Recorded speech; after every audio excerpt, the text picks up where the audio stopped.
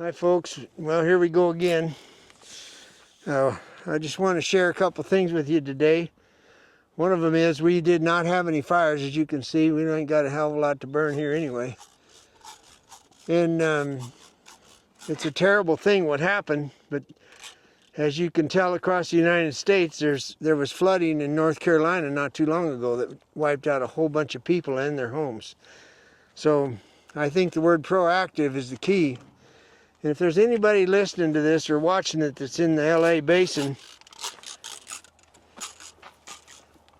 now is the time when you start to clean up the mess. If you'll notice, between Topanga and Pacific Palisades, a lot of open country. It's all solid brush.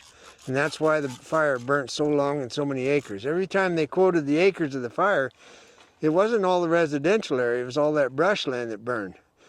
Well, the embers is what caused the problem. So there's two things that I would like to suggest if any of you know one of the city fathers.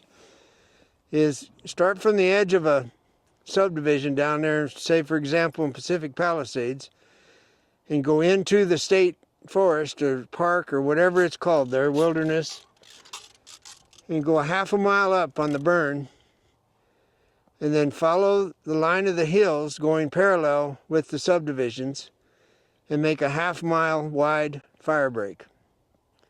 That fire break can be made with cloven-hoofed animals. So if you just put a hot wire up a half a mile up, then you can day herd them and put them behind a hot wire at night. I'm not going to elaborate on all of it, but this is something I know how to do. And so now you can keep it grazed and keep a nice safe space there between the brush and the homes, because you won't allow the brush there, because you got sheep, goats, and cattle to manage this thing with. As opposed to what they have been doing, which is to mow it and do ridiculous things, right? Well, yeah, they haven't done anything, so that's why it burnt right up to the houses. And the people that want to use machinery to do it are just wasting money if you do the cost per acre to tear out brush. So the other thing is there's thousands of foundations left in the rubble. I'll use the word rubble. So there's a lot of canyons that run down in there. You'll notice a lot of the fires are named after canyons. In Altadena especially, there's a lot of canyons off the mountains. Real steep mountains. So when it rains, the torrential rain comes down through those canyons at 40, 50 miles an hour and wipes out everybody again. So if you hand pick the burn piles where the houses used to stand, meaning pull out the metal and if there's any plastics, and then take the rubble. I'll use the word rubble. It's like busted saltillos, bricks, blocks, concrete. And then go up into the canyon, that half mile, build a road in the bottom of a canyon with machinery. Hell with the permits. Take your trucks up there and start dumping that rubble into the canyon so you don't have to haul it to a landfill, because it's not going to rot. It's rubble. It's concrete. And that'll catch the water and slow it down so they don't wipe them out again. And that, to me, is what's called proactive. So if you happen to run into a mayor or something, you might share that with them. But the fact is, since I've never been on the cover of anything, this is never going to go anywhere, I'll guarantee you. But it'd sure be nice if it did, because this is the way to manage it without wasting a whole lot of money. Okay, if you look down the hill towards the highway, the first paved road below our hill here, I told you before on this spotted horse, I go make a circle, then I work him. What I did was, when I got even with where I'm standing from the bottom of this hill down there by the paved road, I just made a right-hand turning road right straight up the hill. The reason I did was because A, I told you he's tough, and the other one is, on the way home he wants to jig or throw a fit or all the stuff that people send me emails about. Well, he doesn't get a chance to do a lot of it, because when he starts to jog behind, I check him and then release. Well, now today I made him actually stop, which is where it really falls apart. So he stopped, I counted to 2, and I let him walk again, because he stood still. I came up 100 yards, I stopped, I counted to 3, and I let him walk again. So I did that all the way up the hill until I did it about 5 times, and it was just before he started to fall apart. So the point of my story is I wanted to let him know that there is a way to do this without acting like an idiot. So a guy could build on that and have him change his habit. All it is habits. Every problem this horse has is a habit that was allowed and or taught by a human. So it's no big deal. So anyway, I just wanted to share with you what's going on. One of the 17 things he needs to do is to be able to stand still to get on. So this relates to coming up that hill just now. And what it means is that whenever I'm around you, you know what I'm going to ask you to do. You need to stand still. That's your job. So you don't need to walk off. You don't need to dance. You don't need to paw. You don't need to do anything.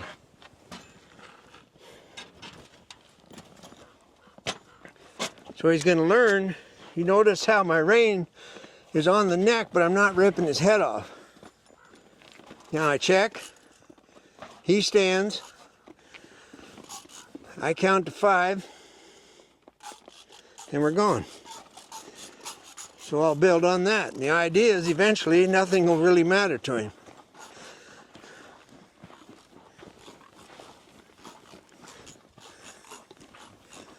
Now what I'd like to share with you is the word eventually is the key to this whole horse. How long is eventually? I have no idea. And that's why I tell people he's still Joe. He's not Chief Joseph. He hasn't earned it. He has to earn that. Well, I don't know when that'll be. Which is kind of irrelevant. So what I want to show you, since we'll open up a new conversation.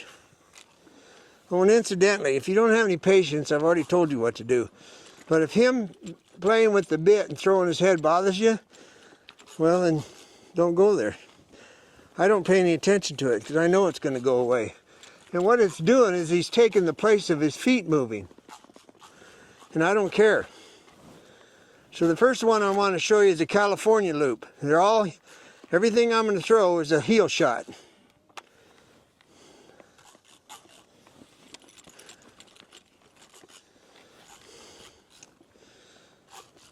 So there's everybody that talks to me, or not everybody, but people will send me an email and they'll say, I want to learn the Vaquero, California, Buckaroo style. Well, that's really a long title for just riding a dink. So the California style, basically what I try to keep alive is it goes back to when they were roping grizzly bears. So they A, rope to the big loop, and B, with the distance. There's a California loop. Now, for me personally, no matter what direction that critter goes, it's going to get something caught.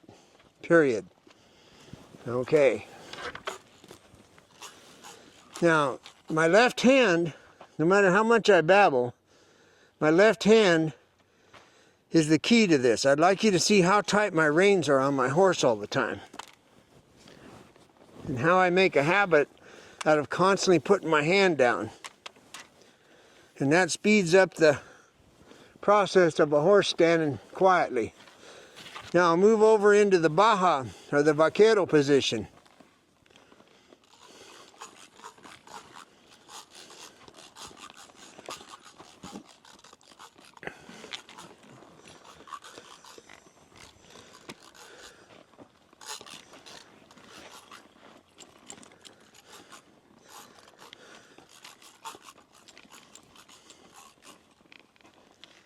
Now the Vaqueros that I know, this is a real common loop that they use for heeling.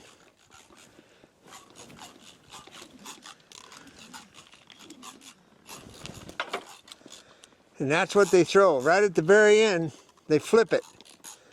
Okay, in their world at 30 miles an hour, which is typical of them, they're just fine catching one hind leg. All right, but if it happens to be already necked, you can see that the header, all he has to do is back the horse under it. He'll just back the critter up and he'll have 2 feet. Anyway, that's a Vaquero shot. Now I want to throw a Buckaroo shot, which to me is big loop roping. Jordan Valley is the mecca, as you know, and it used to be quite a roping at one time. When I got to see it back in 1980, I think it was still only residents of the county could enter. So the Buckaroo style with a big loop, the idea is to use the tip of your loop, whether you're heading or heeling. And they set the trap, and then they hold their arm up, and they'll get, if the critter's moving, and then they'll just let the slack take out of their hand. In other words, while the critter's moving, it takes the slack out of the loop. And then they simply go to the horn. So for them, there's the trap. And you can see how much loop is behind. So as that critter runs away, he just holds his hands up and lets the rope slide through his hand and lets it slide all the way through his hand till he dallies.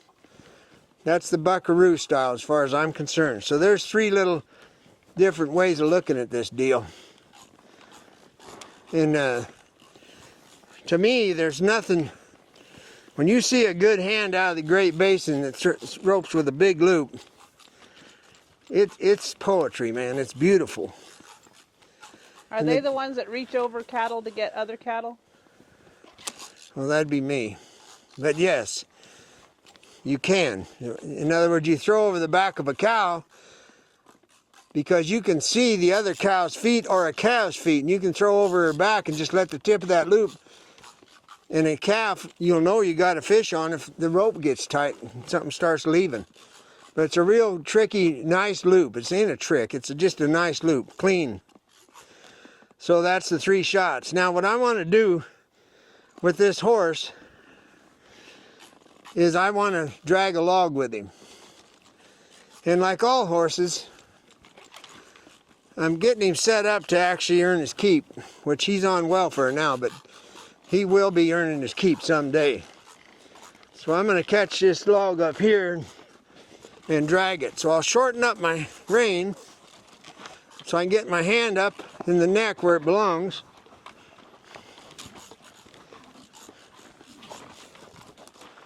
And I'll take my pole and just watch his right ear.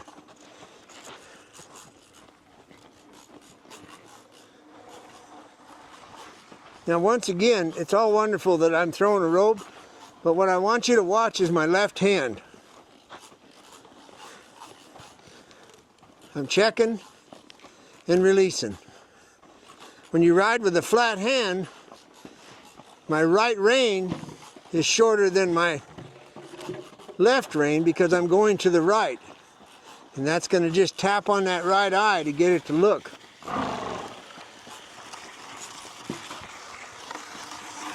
Now while we're in this position, when you get ready to face up dragging a calf, I'm going to start sliding the rope right now, disengaging the hindquarter and backing up. Now my rope never touched the ground. If you're dragging calves and you have to face up and your rope touches the ground, you're a dink. Because it's going to be just a matter of time when it'll fall apart. You keep pressure on that rope.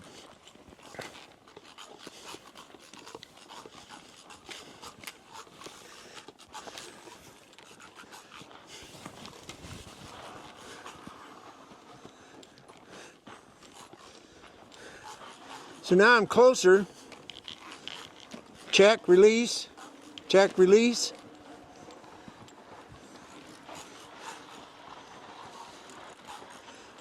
And on a young horse, he's a young horse, and I know he hasn't been to a branding, but I want to get to where I can slide rope if I need to get past a crew or something.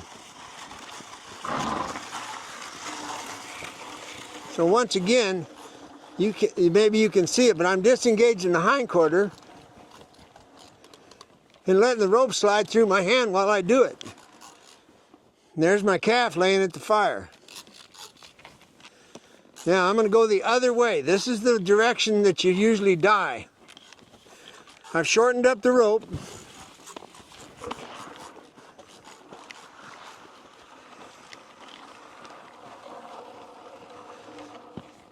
And I'm just waiting to feel him. I can feel him when the rope touches his right hip. That'll tell me where I'm at with this deal. I'll get in a straight line again. Check, release. Move his hip over. Turn left. His tail's out, it's not tucked in. That's enough of that for today. So, I guess what I'm getting at is, you know, a lot of folks are making horses, and I'm really happy about that, because they're telling me that they're using our YouTube to do it, and that's exactly why we did this whole thing. Is it's being used. It's not just for entertainment. And as those of you that are working on making your horses, I think you'll start to realize that even if you live in Long Island, just taking a rope and throwing the end without the Hondo in it and doing everything you can with a rope is a very good way to get a horse gentle. Because my left hand is pushing on the mane as we speak. This is the position I need to be in when I'm schooling a horse. Now, a lot of people, here's the number one mistake. I'll show you right now. This is the mistake that's made. And a lot of folks don't even realize they're doing it. Here's what you want.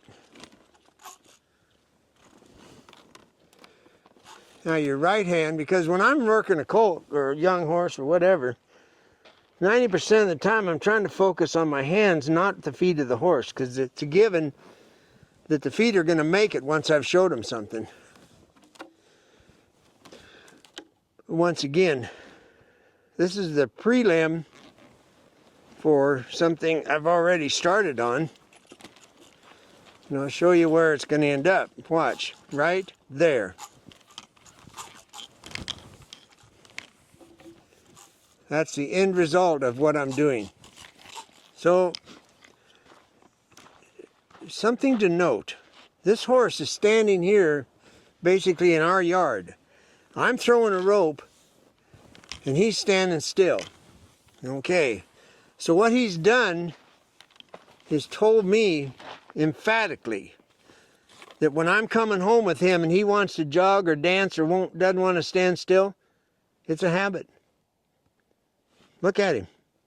He just proved it to me that out there you can stand exactly like as you are standing right here. I know you can do it because you're doing it now. So I think that's the takeaway of this video. Is you decide, is this a habit or is it fear? Well, 98% of the time it starts off as fear, and the second time they do it, it's a habit, and it stays a habit and gets worse, and then people get upset or, yeah, I don't know what you do about it, but I know what I do. I outlast them. Okay, there's a lady sent me an email and said that the horse she got, now this is humor if you listen to the words. It's a man or a lady, I'm not sure, but anyway, they got a horse. They bought one. It had spur marks on both sides. Okay, I'll say again, they bought the horse. Okay. The guy that sold them the horse says it won't go in the arena. So, they bought the horse.